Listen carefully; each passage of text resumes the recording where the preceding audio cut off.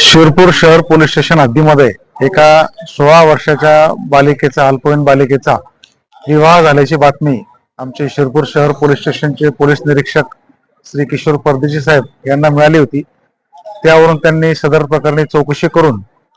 सदर प्रकार हा खरा असल्याने व ती अल्पवयीन मुलगी ही 17व्या वर्षी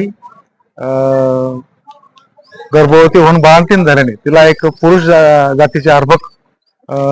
तिने अर्भकाला जन्म दिल्याने सदर प्रकरणी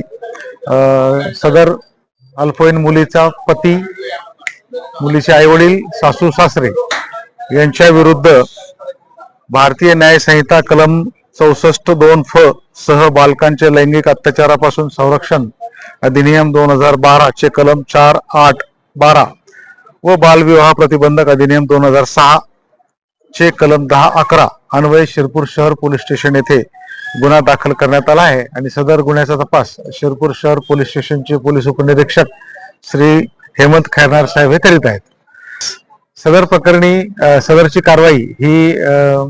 माननीय पोलीस अधीक्षक श्री श्रीकांत धिवरे सर शिरपूर शहर आणि तालुक्यातील सर्व नागरिकांना आवाहन करतो की 18 वर्षाखालील मुलगी आणि 21 वर्षाखालील मुलगा यांचा विवाह हा बेकायदेशीर असून तो कायदेशीर अपराध आहे आणि त्यासाठी कायद्यामध्ये गंभीर स्वरूपाचे दंडाची आणि शिक्षेची तरतूद करण्यात आलेली आहे।